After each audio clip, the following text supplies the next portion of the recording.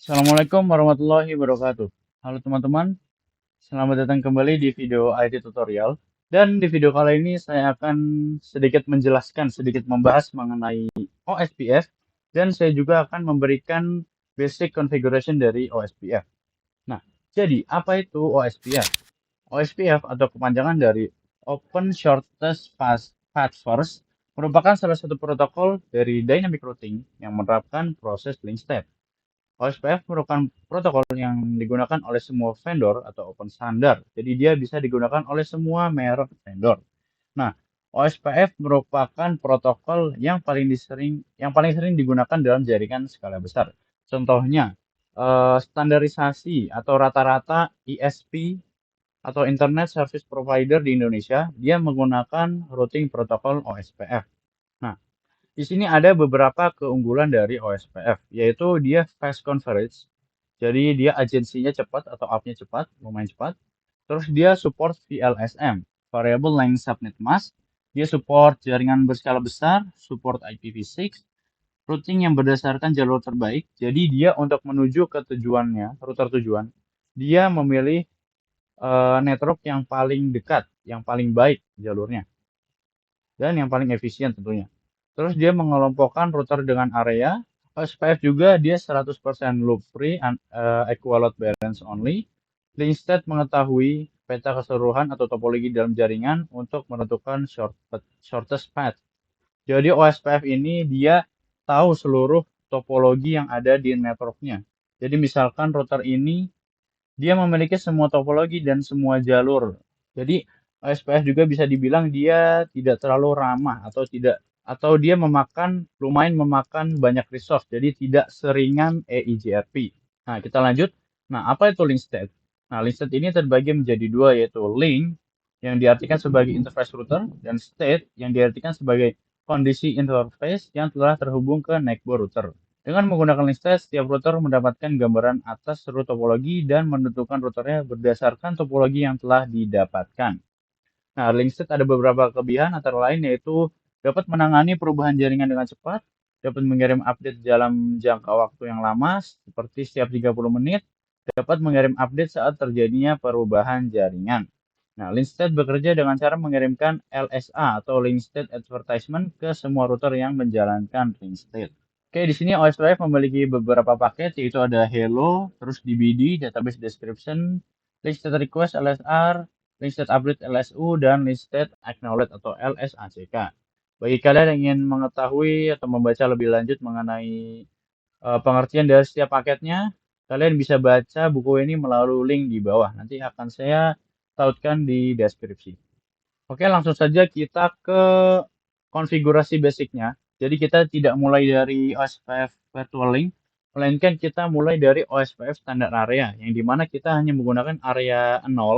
Jadi hanya ada satu area, yaitu area backbone atau area 0 tadi. Oke, untuk topologi ini kali ini simple saja, yaitu 3 router, dengan setiap routernya dilengkapi IP loopback dan 2 network, yaitu 11 dan 22. Di sini hanya ada satu area, itu area 0 atau area backbone. Oke, langsung saja langkah pertama adalah kita menambahkan IP address dan IP loopback untuk setiap interface dan setiap routernya. Oke, langsung saja kita mulai dari router 1.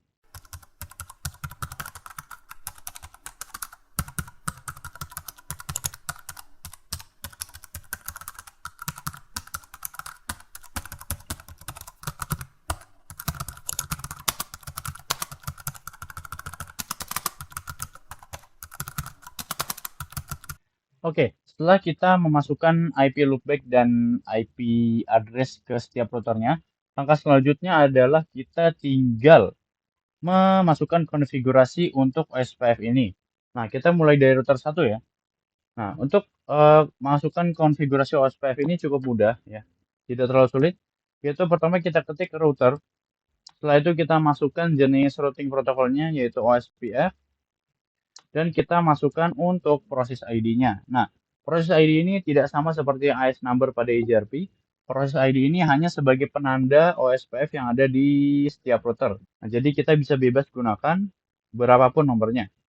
Di sini saya untuk proses ID-nya mengikuti nomor routernya. Jadi di router 1 saya pakai OSPF proses ID-nya 1. Setelah itu kita enter. Langkah selanjutnya kita jangan memasukkan network dulu, melainkan kita memasukkan router ID terlebih dahulu yang berfungsi sebagai ID dari OSPF yang ada di setiap routernya. Di sini router ID-nya sama, saya menggunakan IP loopback yang ada di routernya. Jadi berarti di router 1 saya menggunakan router ID 1.1. Saya itu enter. Nah, selanjutnya kita baru bisa memasukkan networknya pada OSPF. Makanya sama, tinggal kita ketik network. Selanjutnya kita masukkan network yang kita ingin advertise, 11.0. Selanjutnya kita masukkan wildcard. Nah, wildcard itu adalah kebalikan dari subnet mask. Berarti wildcard itu di sini karena kita menggunakan /24 berarti 0.0.255. Untuk penjelasan wildcard nanti mungkin saya akan bahas di lain video atau kalian bisa searching di Google secara sendiri. Oke, selanjutnya tinggal kalian masukkan nomor areanya. Di sini saya masukkan area 0 karena pada video kali ini kita mengonfigurasi untuk OSPF standar area. Oke, lanjut sekarang kita masukkan untuk network IP loopback-nya yaitu 1.1. Karena ini /32 berarti 0.0 habis, selanjutnya area 0. Oke, untuk router 1 konfigurasi OSPF-nya sudah selesai, kita lanjut ke router 2. Sama caranya router OSPF proses ID-nya 2. Selanjutnya kita lanjut ke router ID yaitu 2.2 dan networknya yaitu 11.0.0.255 area 0 net 22.0 0.255 area 0 dan network IP loopback-nya yaitu 2.2 00 habis dan area 0. Oke, bisa kita lihat di sini untuk network 1.1 sudah up linknya. Nah, untuk agensi dari OSPF ini tidak secepat AGRP ya, karena dia akan membaca seluruh topologi di sini. Jadi dia akan melihat dulu satu topologi, baru dia akan up. Oke, kita lanjut ke router 3. Langsung saja kita ketik router OSPF 3.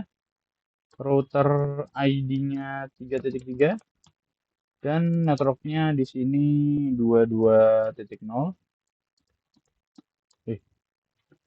2.22.0. Wildcard-nya 0.255 dan area 0. Terus network IP loopback-nya itu 3.3 dan 00 habis dan area 0. Nah, di sini juga agensi dia sudah up linknya yang menandakan berarti OSPF dari ketiga router ini sudah bisa dipakai. Berarti dari router 1 sampai router 3 mereka sudah saling kenal. Oke, untuk mengeceknya apakah OSPF-nya sudah berjalan dan network ini sudah masuk ke routing table OSPF dan routernya sudah saling bertukar routing table, bisa kita cek menggunakan komen yaitu do show IP route. Tinggal di enter. Nah, untuk OSPF memiliki flag O. Nah, di sini bisa kita lihat untuk network 2.2, 3.3, dan 22.22 sudah memiliki flag O yang menandakan network tersebut sudah masuk ke dalam routing table OSPF atau sudah menggunakan routing protokol OSPF. Oke, kita lanjut ke router tengah, router 2. Sama, do show IP route. Tinggal kita enter. Bisa kita lihat di sini network 11 dan network 33 sudah masuk ke dalam routing protokol OSPF. Oke, terakhir kita cek di router 3. Do show IP route.